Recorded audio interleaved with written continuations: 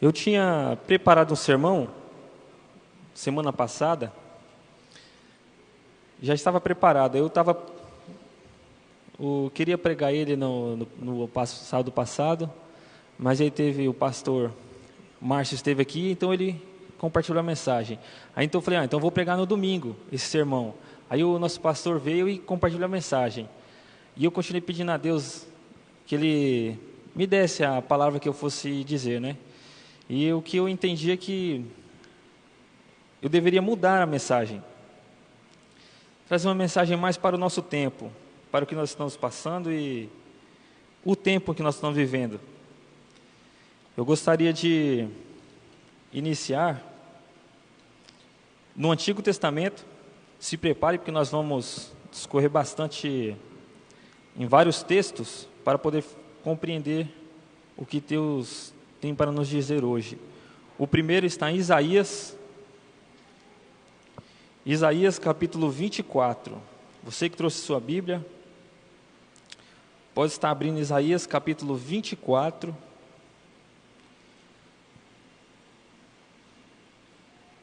Aqui o profeta, ele aponta um problema. O problema do mundo. Isaías capítulo 24. Com a Bíblia aberta, vamos pedir iluminação ao nosso Pai.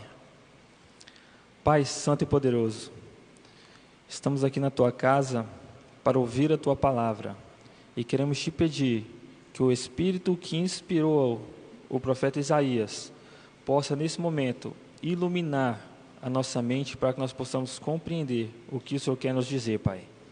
Em nome de Jesus, amém. Isaías 24, todos com a Bíblia aberta. Isaías 24, a partir do versículo 5, diz o seguinte: na verdade, a terra está contaminada por causa dos seus moradores, porquanto transgridem as leis, violam os estatutos e quebram a aliança eterna. Por isso, a maldição consome a terra e os que habitam nela se tornam culpados por isso. Serão queimados os moradores da terra e poucos homens restarão. Como meu pai estava falando aqui a pouco, nosso irmão Carlos, falando exatamente sobre a quebra da aliança. A lição vem trazendo as consequências da quebra da aliança. Nós vamos ver aí, não é? Ao decorrer desse trimestre. O Antigo Testamento, Isaías diz que o mundo está contaminado por nossa culpa, porque nós transgredimos a lei de Deus. Nós quebramos a aliança que Ele fez conosco. Então a culpa, infelizmente, somos nós. E se nós não nos arrependermos, a terra está contaminada. O problema é o pecado e a nossa natureza pecaminosa. E quando nós pulamos para Mateus, vá para o livro de Mateus agora.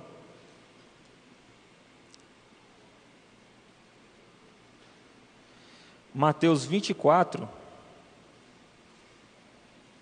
Mateus 24.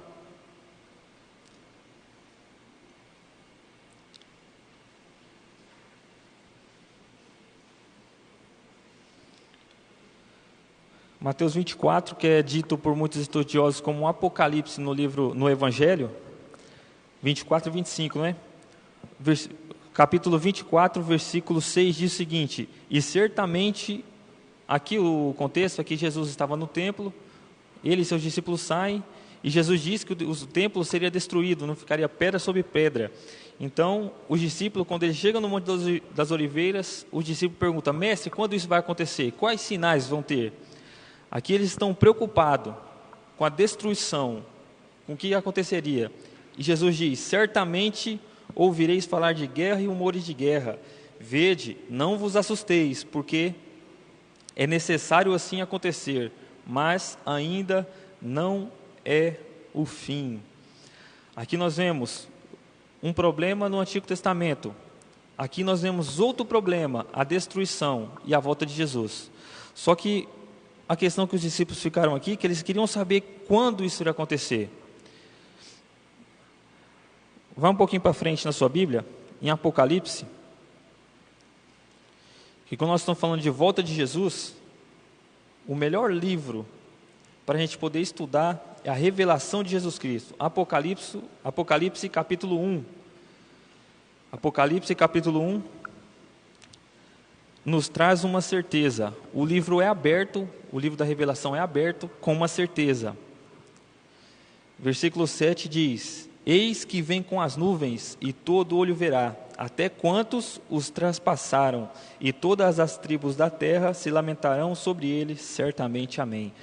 O livro de Apocalipse é aberto, dizendo que Jesus vai voltar, que ele voltará, e todo olho verá, até quantos aqueles que o mataram, aqueles que foram os culpados ali pela morte de Jesus, vão ver, vão ressuscitar. Então a gente vê aqui que vai ter uma ressurreição parcial, uma ressurreição especial daqueles que mataram Jesus, o verão aqui voltando nas nuvens do céu. Só que quando a gente fala em volta de Jesus, muitas vezes a gente fala: gente, meu Deus, quando eu era criança, falando de mim, quando eu era criança ali, eu escutava meu pai, os pastores, todo mundo falando que Jesus estava voltando, e eu falava: gente, não vai dar nem para eu terminar de estudar o ensino médio, fazer uma faculdade, não vai dar tempo de fazer nada. Eu, como pecador, eu olhei para Jesus e cheguei a orar para Ele. Eu era criança, tinha 11, 12 anos de idade. Falei: Senhor, sinceridade de criança, né? Senhor, espera pelo menos eu casar para o Senhor poder voltar. Depois que eu casar, o Senhor volta. Coisa de criança, não é? Infelizmente, muitos de nós, hoje, estamos olhando para Jesus. Senhor, o Senhor já demorou muito. Estou ouvindo desde criança eu falando que vai voltar, mas agora eu estou querendo... eu marquei um projeto na minha vida aqui, espero eu terminar isso daqui, aí o Senhor volta. Deixa eu terminar minha faculdade, para o Senhor voltar. Agora, já que o Senhor demorou muito, já tem 2000 anos que o Senhor está falando que vai voltar. Não voltou? Espera só mais um pouquinho. E muitos de nós ficamos até angustiados, perdemos a nossa fé, porque Jesus já demorou tanto voltar e até agora nada. E quando Jesus vai voltar? E até quando? Até quando nós vamos sofrer, vamos passar por o que nós estamos passando agora? E a palavra de Deus nos traz uma certeza. Volta lá para Mateus, capítulo 24. Esqueci de falar para vocês deixarem aberto, marcado.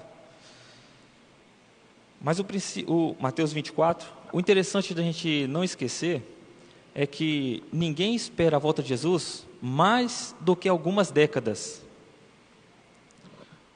O Marcelo tem quase 40 anos, Marcelo. Então, o Marcelo não está esperando Jesus mais do que 4 décadas.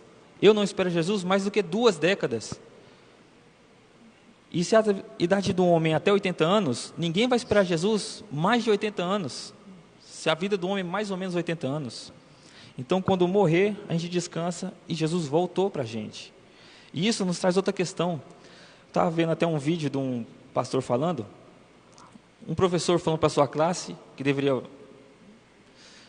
falando sobre religião, e o aluno então para o professor e fala: professor, que dia então eu devo me preparar para a volta de Jesus? Que dia que eu devo voltar para os caminhos do Senhor? O professor olhou para ele e falou: um dia antes da sua morte. O garoto olhou para ele e falou: mas eu não sei o dia da minha morte, como é que eu vou... Esse é o X da questão. O dia da preparação é agora. É nesse momento que nós estamos aqui, escutando a palavra de Deus. Esse é o momento da nossa redenção. Esse é o momento da gente mudar de vida. O momento é agora. Mateus 24, versículo 36. Sobre a hora, sobre o dia, Jesus disse: mas a respeito daquele dia e hora, ninguém sabe, nem os anjos dos céus, nem o Filho, senão o Pai. Embora Deus não tenha revelado com exatidão o dia da sua volta, Ele vai voltar, meus queridos. Nós temos um exemplo da nossa história, do início da Igreja Adventista, 22 de outubro de 1844. Alguém se lembra dessa data? Do grande desapontamento. Guilherme Miller, um homem muito conhecido, um pioneiro, ele calculou a volta de Jesus. Só que quando eu vejo esse cálculo que ele fez, eu creio que ele pulou o versículo 36 de Mateus 24, porque aqui está bem explícito: mas a respeito daquele dia e hora ninguém sabe, senão o Pai. Só o Pai sabe o dia e a hora. E Guilherme Miller, então, ele começou a calcular. Ele acertou com exatidão a data, só que ele errou o evento do dia 22 de outubro de 1844. Que nós cremos que em 1844, Jesus passou do santo para o santíssimo. Estude sobre isso, que é muito bom a gente ficar com isso na nossa mente, para a gente poder explicar para as pessoas também. Como nós não sabemos o dia e a hora, Jesus fez outra coisa. O que nós começamos a ler no início do capítulo, nós não sabemos o dia nem a hora, mas Jesus deixou muitos indícios, ele deu sinais do que aconteceria. Versículo 6, novamente do capítulo 24 de Mateus: e certamente ouvirei falar de guerra e rumores de guerra. Nós ouvimos guerra desde sempre está tendo guerra. Teve a Primeira Guerra Mundial, teve a Segunda Guerra Mundial, aí todo mundo falou, agora não vai ter mais guerra. Logo em seguida, houve uma Guerra Fria, sem armamento ali, mas todo mundo se municiando. E hoje, eu estava vendo uma pesquisa, esse dia para trás, o armamento nuclear que existe na Terra hoje seria capaz de destruir a Terra centenas e centenas de vezes. Apenas o armamento que tem na Terra hoje seria capaz de destruir a Terra por completo centenas de vezes. E outra coisa, falando sobre destruição da Terra, nessa mesma pesquisa diz que o consumismo do mundo hoje, especialmente do Estados Unidos, diz que para sustentar os Estados Unidos no ritmo que eles estão indo consumindo, seria preciso 4 planetas terras apenas para os Estados Unidos, para não sofrer nenhum dano. Imagina se a gente só tem um planeta e tem 8 bilhões de pessoas no planeta. Apocalipse diz que Jesus virá para destruir aqueles que destroem a terra. Mas aqui continua, não é apenas guerra que ia acontecer e rumores de guerras.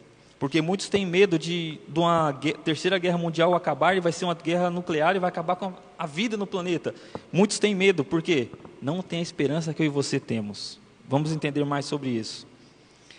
Vede, não vos assusteis, porque é necessário assim acontecer, mas ainda não é o fim.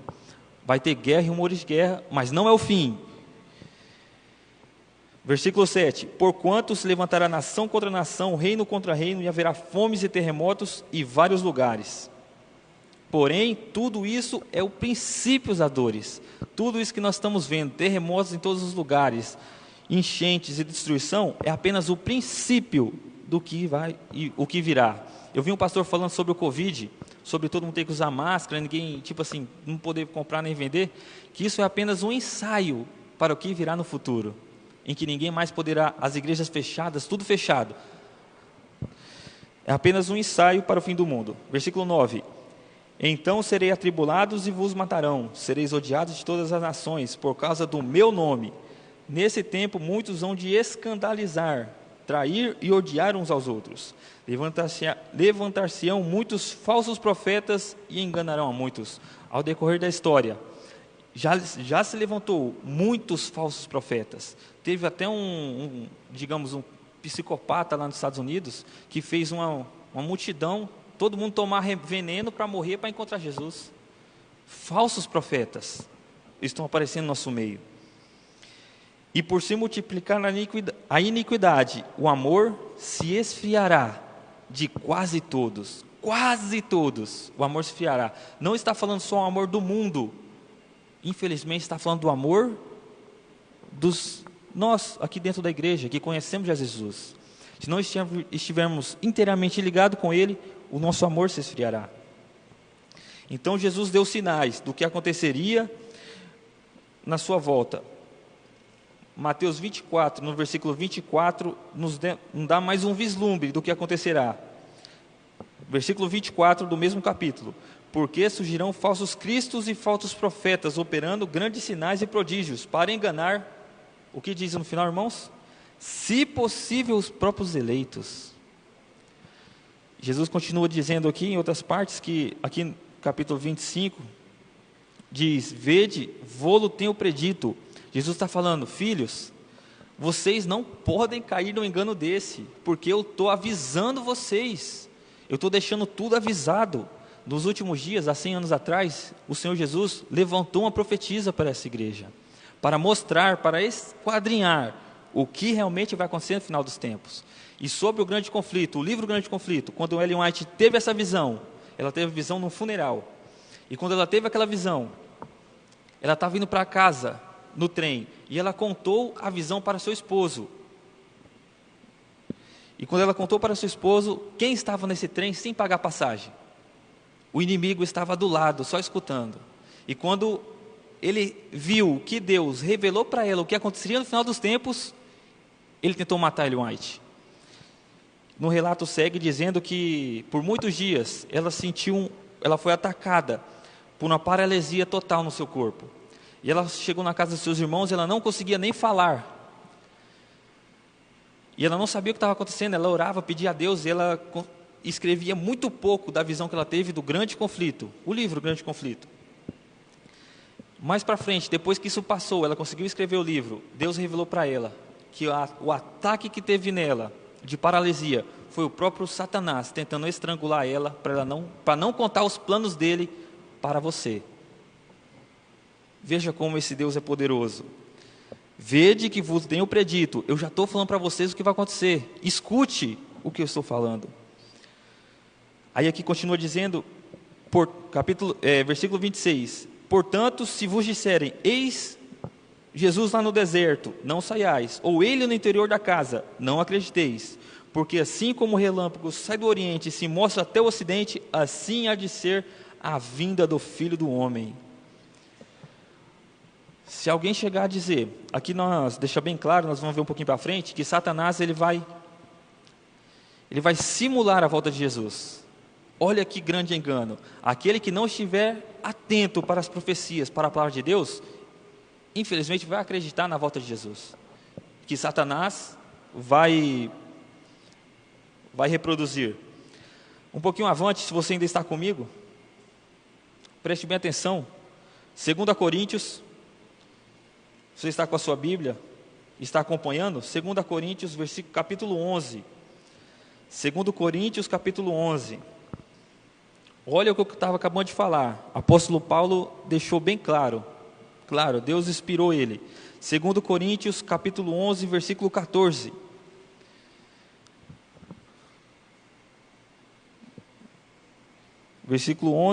Capítulo 11, versículo 14. Vem dizendo aqui, e não é de admirar, porque o próprio Satanás se transforma em anjo de luz. Satanás tentará fazer a volta de Cristo. Ele vai tentar, da forma dele, com poder e grande glória, e com a glória que ele tem ainda, não é? E com o seu poder que ele tem, ele vai fazer milagres, e ele vai voltar em carne e osso com seus anjos, como se fosse um anjo de luz, como se fosse Jesus, e ele vai enganar muitos. Segundo Tessalonicenses, você ainda quiser abrir lá conosco, vem dizendo mais um pouco sobre isso. Segundo Tessalonicenses capítulo 2, versículo 9, diz o seguinte: ora, o aparecimento do iníquo é segundo a eficácia de Satanás, com todo poder e sinais e prodígios de mentira. Ele irá voltar, fazendo prodígios, como se fosse Jesus, curando e fazendo milagres, e vai voltar visivelmente, mas é claro, em nem todo mundo. Jesus disse, se alguém disser para você, Jesus está lá no centro de Cacoal, não acrediteis. Jesus está lá no Riozinho, não acrediteis. Não, Jesus apareceu na casa de tal pessoa, não vai lá também não, porque é mentira. Eu voltarei como um relâmpago, sai do ocidente e se mostra ao oriente.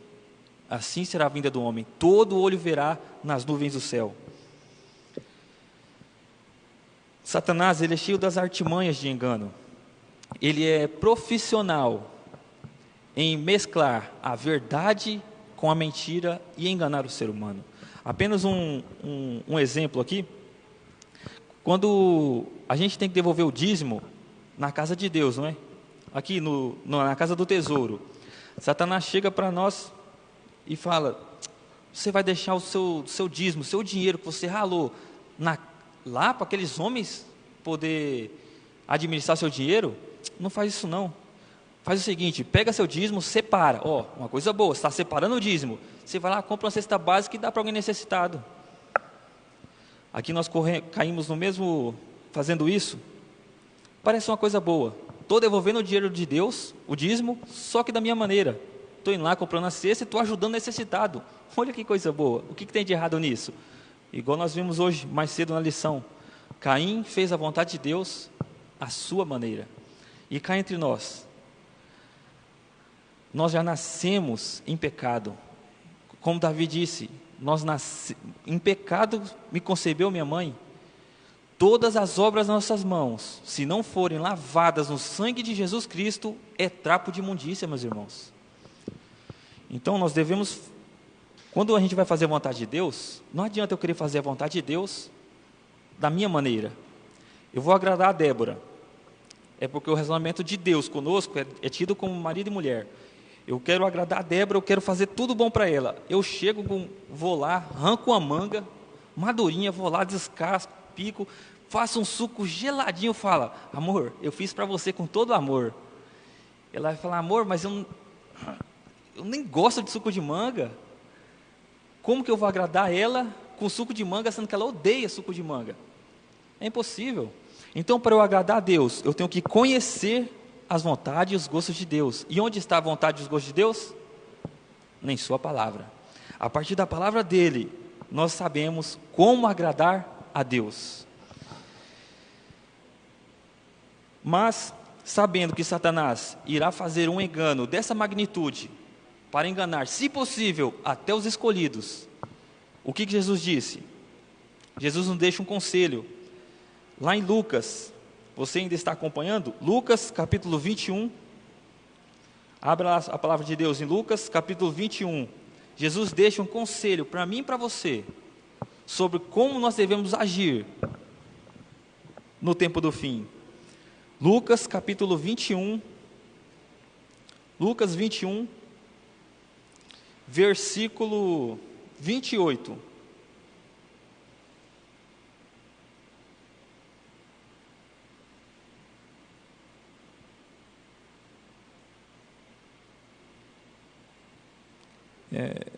Eu acho que eu anotei o versículo errado aqui, irmãos, mas eu estou com ele anotado aqui no caderno.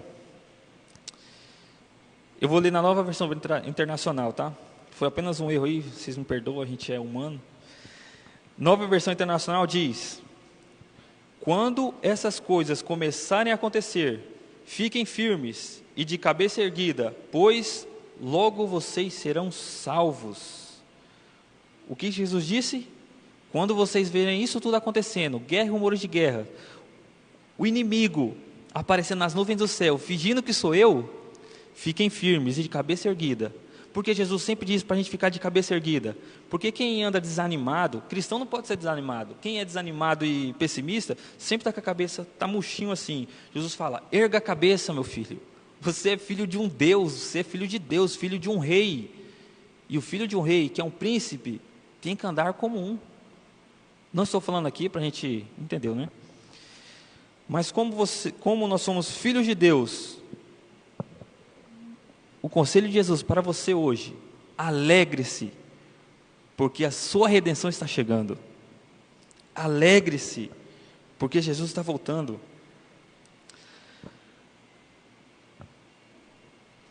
E chegando no final da nossa mensagem, Mateus 24, se puder voltar lá no Mateus 24, Jesus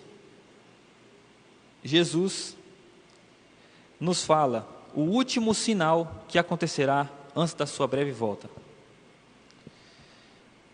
Terá guerras, rumores de guerras, Satanás irá voltar nas nuvens do céu como um anjo de luz, como o próprio Jesus, e várias outras coisas.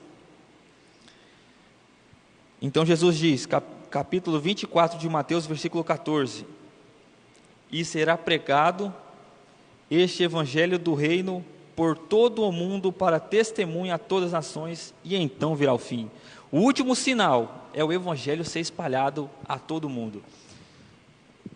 O último sinal, e é o evangelho se espalhar. Uma pergunta: quem irá espalhar esse evangelho? Volta no versículo 13, nos dá essa resposta. Versículo 13, no Mateus 24, diz: aquele, porém, que perseverar até o fim, este será salvo.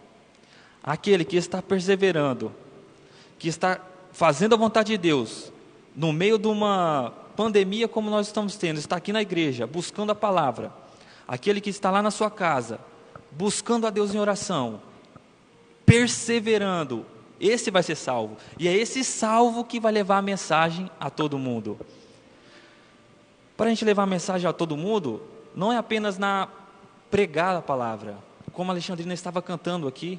A gente leva a mensagem cantada às pessoas, e muitas vezes a mensagem cantada toca muito mais o coração de uma pessoa, quando Deus está ungindo ali aquele louvor. E você e eu, muitas vezes, mesmo sem dizer nenhuma palavra, a gente pode testemunhar do amor de Cristo às pessoas. Sem dizer uma palavra, é possível, com as nossas atitudes, mostrar que nós somos de Deus, e as pessoas ficarem interessadas em conhecer esse Deus. Eu gostaria de encerrar com os 2 últimos textos em Apocalipse. Em Apocalipse tem os 2 últimos textos que nós vamos ler no fim dessa mensagem.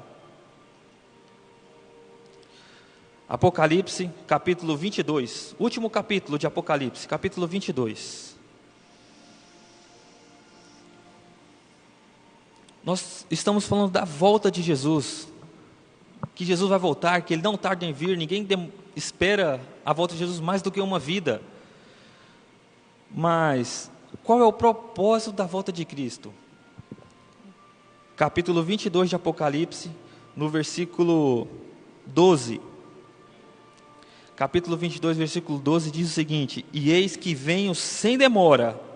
Ele começa com a certeza que Ele está vindo, e ele termina o livro: eis que venho sem demora, e comigo está o galardão que tenho para retribuir a cada um, segundo o que, irmãos? As suas obras. Jesus está vindo para retribuir a cada um de nós, esse mundo todo, a cada um segundo as suas obras. O apóstolo Tiago diz que a fé sem obras é uma fé morta. Nós devemos trabalhar em prol da salvação de outra pessoa. Se eu estou perseverando e sou salvo, vou trabalhar em prol da salvação do meu próximo.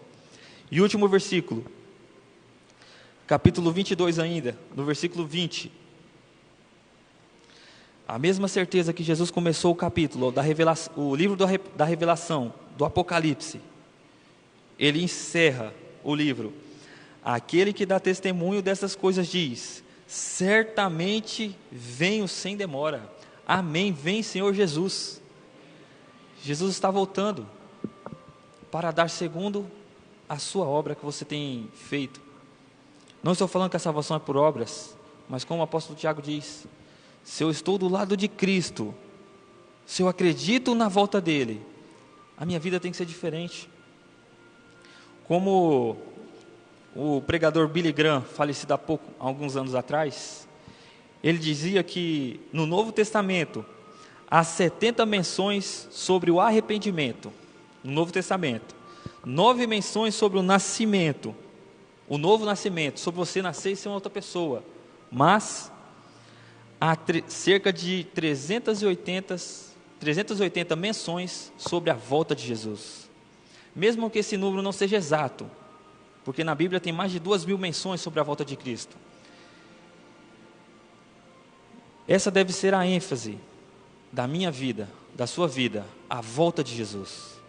As nossas pregações, o nosso estilo de vida deve estar pautado na volta de Jesus. Deve ser a ênfase da nossa vida, é esperar Jesus voltar. E se eu sei que Ele vai voltar muito em breve, e se eu sei que eu morrer hoje, ou meu destino vai ser selado se eu morrer agora, como eu devo viver?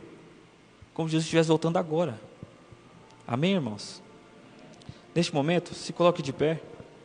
Vamos fazer uma oração, agradecendo por a oportunidade de estarmos aqui, e que cada um de vocês que estão aqui, e eu também, possa tomar a decisão do lado de Cristo e possa acreditar na volta dele.